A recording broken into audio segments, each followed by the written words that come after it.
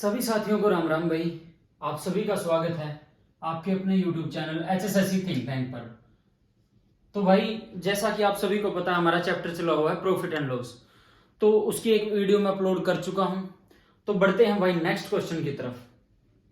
एक दुकानदार अपनी वस्तु को 10% की छूट पर बेचता है, वह 10% का लाभ कमाता है। उस वस्तु का कॉस्ट प्राइस क्रय मूल्य व MRP का अनुपात बताओ अंकित मूल्य का। ठीक है, तो कोई शॉपकीपर है, अपनी वस्तु को वो 10% के डिस्काउंट पर सेल करता है और उसे उसमें 10% का प्रॉफिट भी गेन होता है। तो उस वस्तु का कॉस्ट प्राइस और MRP का रेशो पूछ रखा है। ठीक है, तो करते हैं 10% की छूट, तो इसका मतलब क्या है 1/10 यानी 10 से 9। ठीक है, ये MRP हो गया अपना और ये क्या हो गया, ये सेलिंग प्राइस हो गया। ठीक है, अब क्या है 10% का लाभ कमाता है। लाभ में किस चीज पर गेन होता है, वो होता है कॉस्ट प्राइस पर, क्रय मूल्य पर। अब यहां पे लिखते हैं CP और क्या है 10% का प्रॉफिट है, तो 10 से 11 हो गया। 10 किसी वस्तु का क्रय मूल्य था, एक का उस पे 10% का उसको लाभ हुआ, यानी 1 यूनिट का 10 पे, तो ये कितनी होगी 11। अब इन दोनों को बराबर करते हैं, इसको 11 से मल्टीप्लाई, इसको 9 से। अगर यहां पर 11 से किए तो यहां पे भी करेंगे, अगर यहां पे 9 से किए तो यहां पे भी करेंगे। तो ये कितना आ गया 110, 99 और ये 90। अब किसका पूछ रखा है CP, कॉस्ट प्राइस क्रय मूल्य 90 और MRP कितना है हमारा 110, तो 9:11 हमारा आंसर आ गया भाई। ठीक है, अब नेक्स्ट क्वेश्चन करते हैं।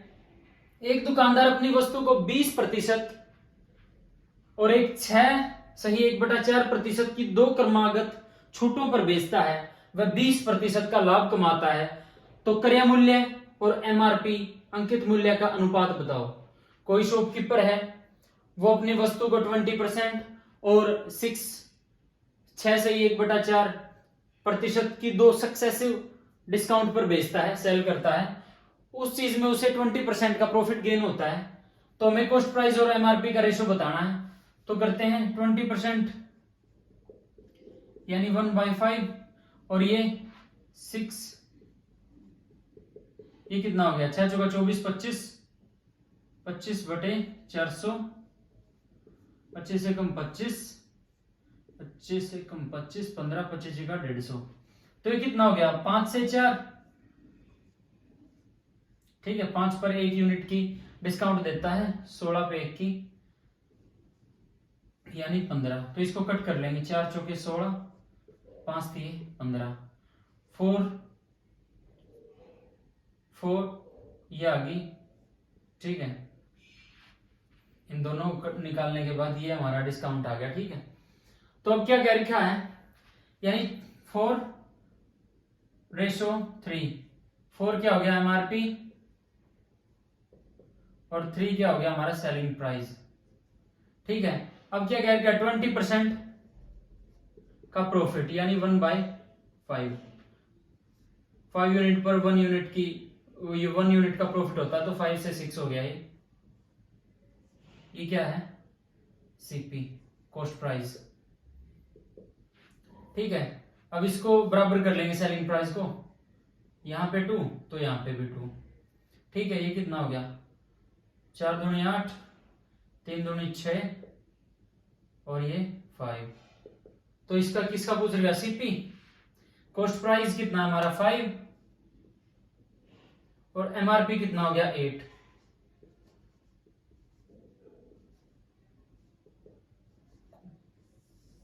तो ये हमारा आंसर आ गया। तो भाई आई होप कि आपको अच्छे तरीके से समझ आ रहा है और मैं समझा पा रहा हूं आपको। तो इनको नोट डाउन करो, फिर बढ़ते हैं भाई नेक्स्ट क्वेश्चन की तरफ।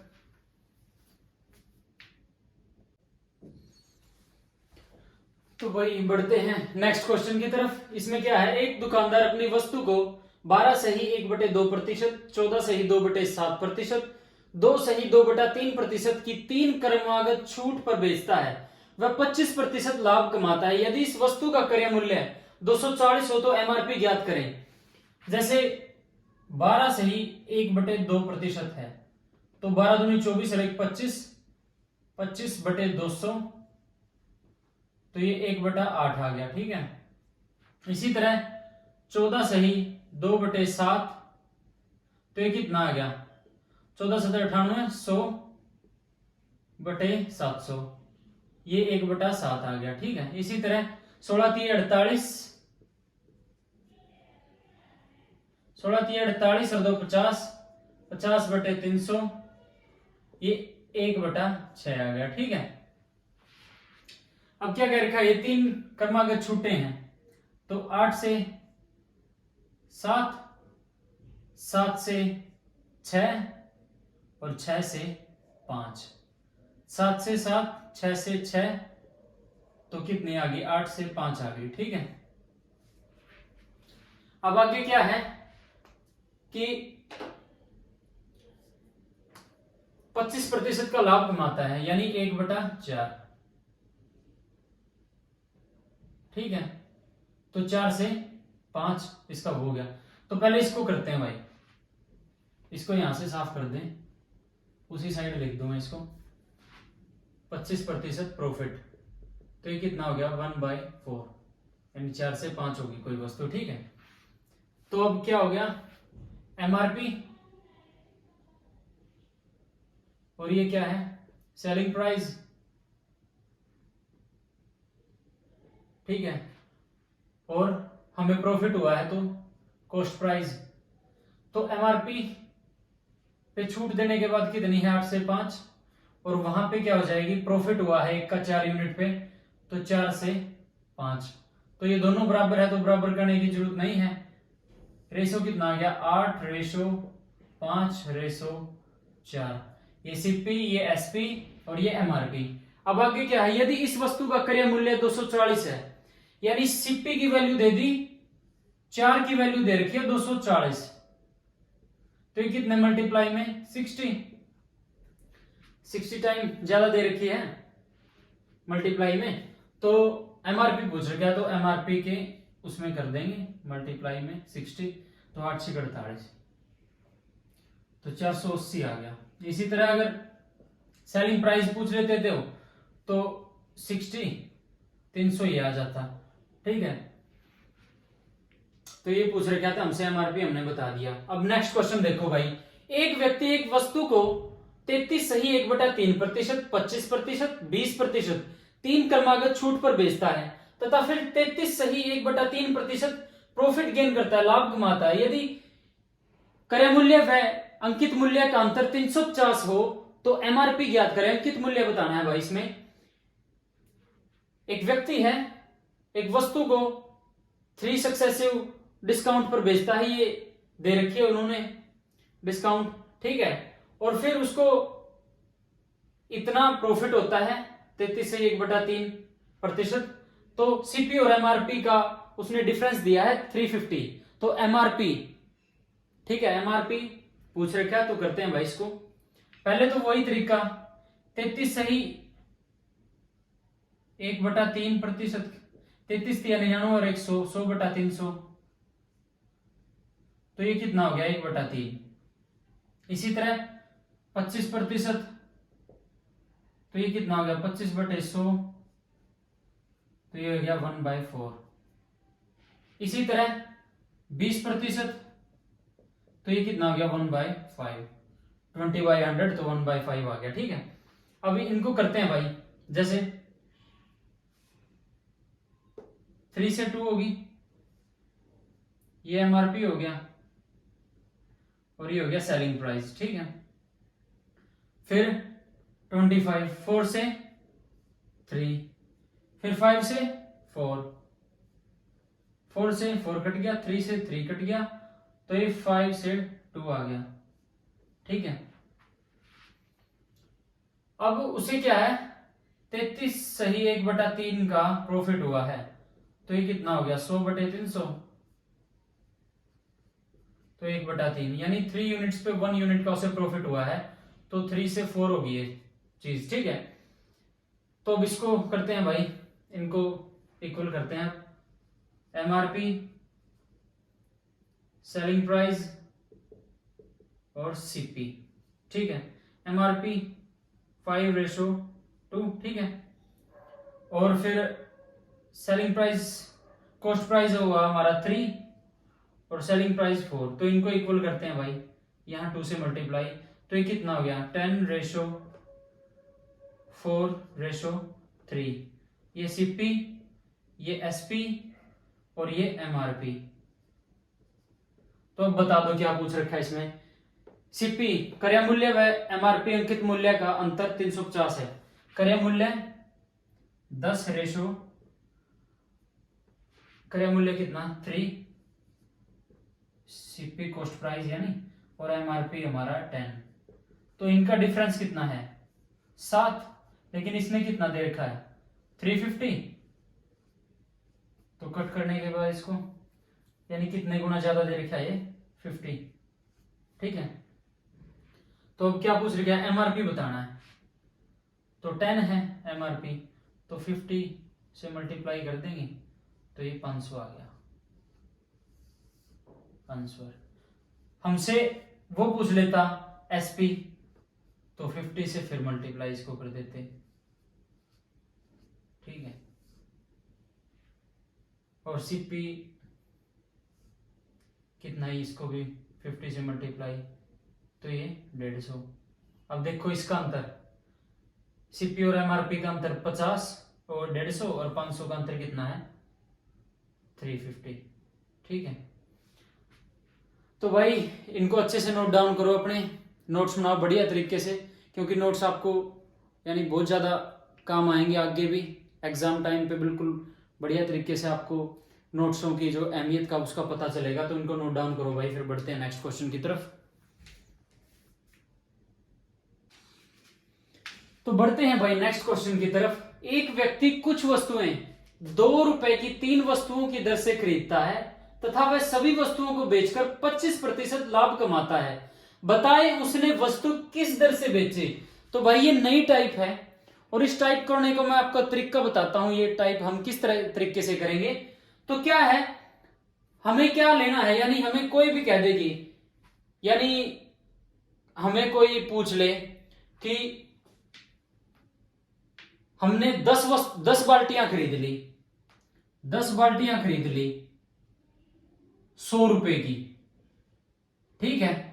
तो एक बाल्टी का रेट हम कैसे निकाल लेंगे, ठीक है, प्राइस रखेंगे ऊपर और नीचे जो क्वांटिटी जितनी हमें बाल्टी खरीदनी है, तो 10 रुपए आ गया ना एक का मूल्य। मैंने आपको नॉर्मली समझाया है कि हम प्राइस मूल्य को हमेशा ऊपर रखेंगे, क्वांटिटी यानी जितनी भी वस्तुएं खरीदी गई हैं उनको हम नीचे रखेंगे। अब करते हैं इसी तरीके से, 2 रुपए प्राइस है, 2 रुपए की दर से 3 वस्तुओं को खरीदा हमने, ठीक है। क्वांटिटी कितनी है 3, और ये कह रहा है कि तथा वह सभी वस्तुओं को बेचकर 25% लाभ कमाता है, यानी 100 से वो 125 कर लेता है, तो उसे 25% का लाभ हो गया ना,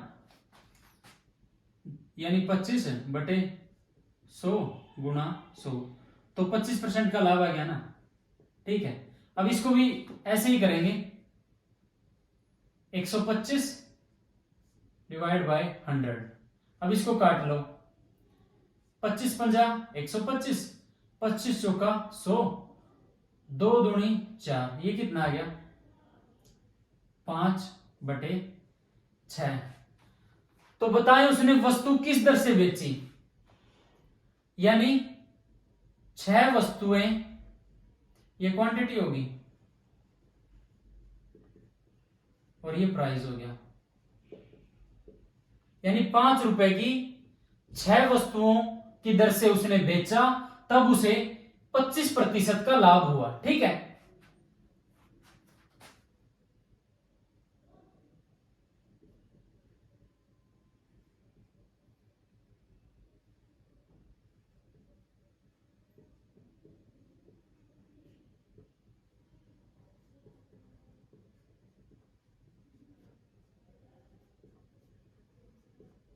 इसी तरह नेक्स्ट क्वेश्चन देखो भाई, एक व्यक्ति कुछ वस्तुएं 10 रुपए की 7 वस्तुओं की दर से खरीदता है तथा सभी वस्तुओं को बेचकर 20% हानि सहता है।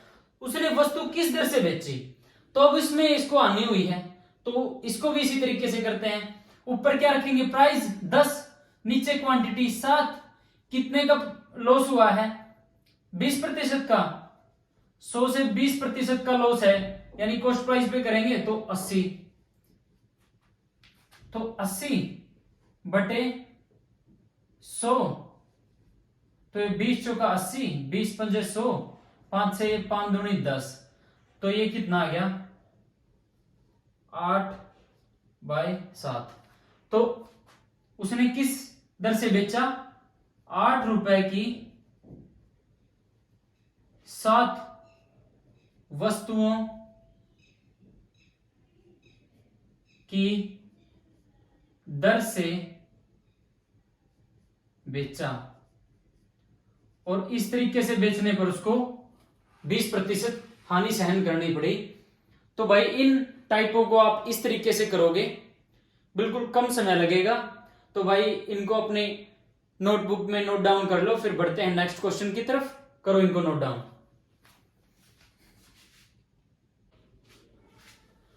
तो भाई बढ़ते हैं नेक्स्ट क्वेश्चन की तरफ। क्वेश्चन क्या है? एक व्यक्ति कुछ वस्तुएं किसी निश्चित दर से खरीदता है। यदि वह इन सभी वस्तु को 7 रुपए की 8 वस्तु की दर से बेचे तो 40% का लाभ होगा। बेचने की दर क्या होनी चाहिए अगर वह 50% लाभ कमाना चाहता हो? तो आपको बताया मैंने क्या करना है, प्राइस अपॉन क्वांटिटी, ये करना है। और इस तरह के क्वेश्चन में आपको एक चीज याद रखनी है, जो अब जैसे नीचे वाला क्वेश्चन है 30% की हानि हो जाती है, 40% का लाभ हो जाता है। ठीक है, जो चीज हो जाता है, हो चुकी जो चीज है, वो चीजें हमें नीचे रखनी है, और जो हमें चाहिए जैसे 50% लाभ हम कमाना चाहते हैं तो ये चीज हमें ऊपर करनी रखनी पड़ेगी। तो क्या है? 7 रुपए, 7 रुपए प्राइस हो गया, नीचे क्वांटिटी 8, और जो उसको हो चुका कितना? 40% का लाभ हो चुका, तो कितना?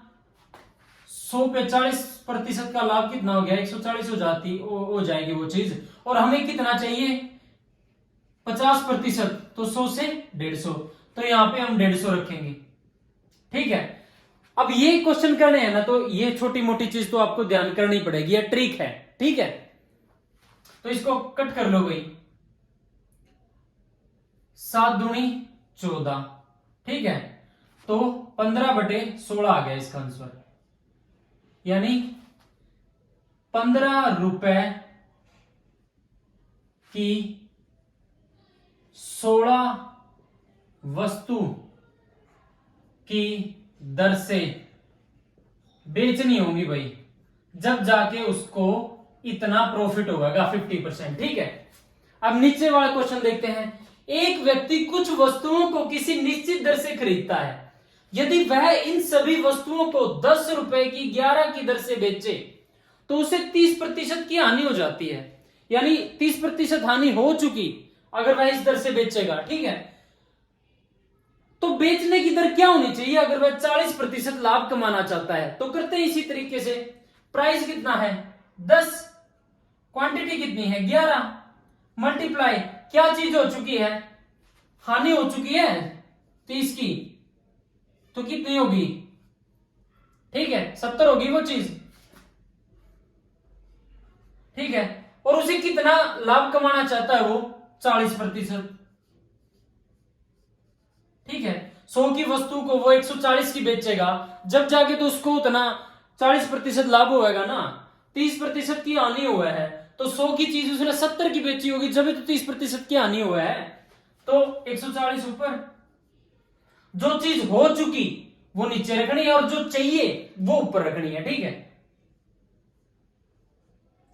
तो ये कितना आ गया 20/11, 20 रुपए की 11 वस्तु की दर से बेचे वो, तो तब जाके उसे 40% का लाभ होगा। तो भाई इस टाइप को आप अपनी नोटबुक में नोट डाउन करो, और जो ये तरीके आ जाते हैं ना, इसके लिए ये ट्रिक बताई है, ये याद रखनी है आपको, ठीक है। तो नोट डाउन करो भाई, फिर बढ़ते हैं नेक्स्ट टाइप की तरफ।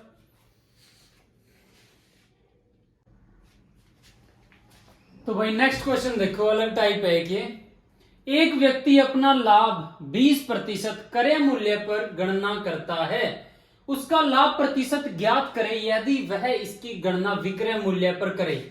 तो भाई देखो क्या है, 20% लाभ है क्रय मूल्य पर 100 से 120, यानी ये अपना सीपी कॉस्ट प्राइस क्रय मूल्य, और ये हमारा एसपी सेलिंग प्राइस।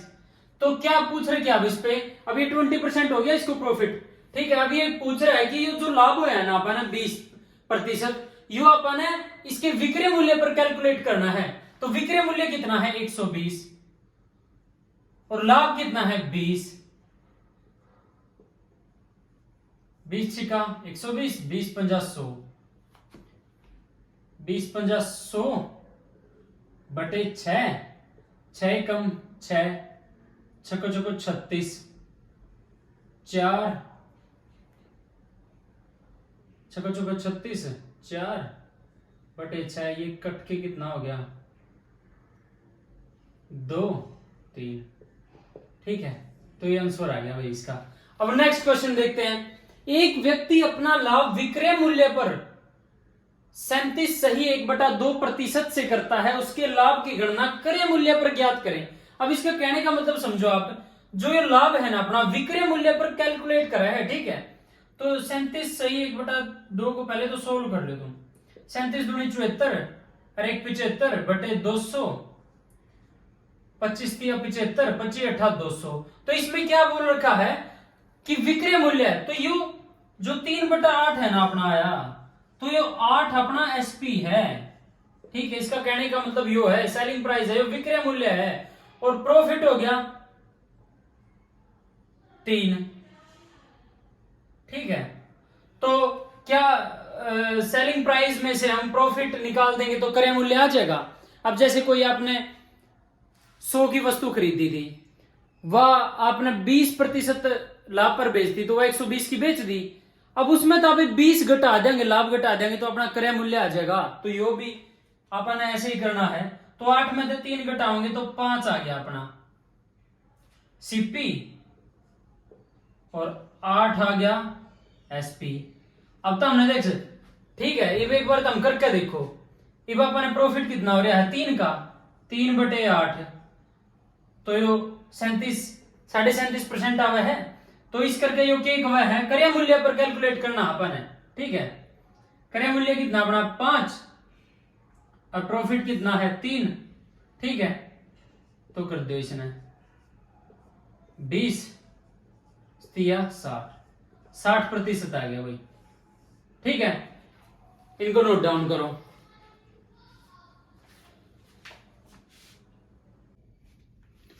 तो बढ़ते हैं भाई नेक्स्ट क्वेश्चन की तरफ। इसमें क्या कह रखा है, एक व्यक्ति अपनी हानि की गणना क्रय मूल्य पर 10% से करता है, उसके हानि की गणना विक्रय मूल्य पर ज्ञात करनी है हमें। क्या हुआ है हानि 10%, तो 10% का मतलब क्या हो गया 10/100, 1/10 हो गया, ठीक है। तो 10 से कोई चीज 9 पर बेची तभी तो उसको 10% की हानि हुई, ठीक है। या आप ये कह लो 100 से 90, ठीक है। सीधा ही कर लो इसको 10% का हानि, ठीक है। तो अब क्या कह रहा है कि उसके हानि की गणना अपन है विक्रय मूल्य पर कैलकुलेट करनी है। तो हानि के बाद विक्रय मूल्य कितना है 90, और हानि कितनी हुई है 10 गुणा में 100, 1 0 था 1 0, ये कितना आ गया 9 एकम 9, 9 एकम 9 बचा 1, तो ये हमारा आंसर आ गया भाई। ठीक है, आप इसको ऐसे भी कर लियो, देख लियो 10 से 9 हो गया तो 1/9 गुणा में 100, तो यो 11 से 1/9%। ठीक है, तो बात एक के है। तो भाई आज यह टाइप अपनी कंप्लीट हो जाए, फिर नेक्स्ट वीडियो में एक नई टाइप तय स्टार्ट करांगे भाई। अगर आपने सेशन अच्छा लग रहा है तो भाई आपने वीडियो को ज्यादा से ज्यादा लाइक करना है, चैनल को ज्यादा से ज्यादा सब्सक्राइब करना है और ज्यादा से ज्यादा इस वीडियो को शेयर करना है। जो भी भाई अब यानी फ्रेशर हैं, जो तैयारी करने लगे हैं, चाहे वो सीपीओ की हो, सीजीएल की हो, सीएचएसएल की हो, एमटीएस की हो, RPF, SI, RPF constable, Haryana police, Delhi police, Haryana new CET, जो भी इन एग्जामों की भाई तैयारी करना चाह रहा है यानी स्टार्ट करी है, कोई भी कम्पिटिटिव एग्जाम हो तो भाई उसके पास आपको ये शेयर करनी है। बिल्कुल बेसिक तरीके से करवा रहे हैं भाई, और बिल्कुल जो एक यानी फ्रेशर भाई तैयारी करे अगर है ना, तो इस हिसाब से आप करवाने लग रहे हैं। तो भाई आज की वीडियो में इतना ही। वीडियो ने एक बार फिर लाइक करियो, शेयर करियो, सब्सक्राइब करियो चैनल ने। धन्यवाद भाई, राम राम सारे भाई आने।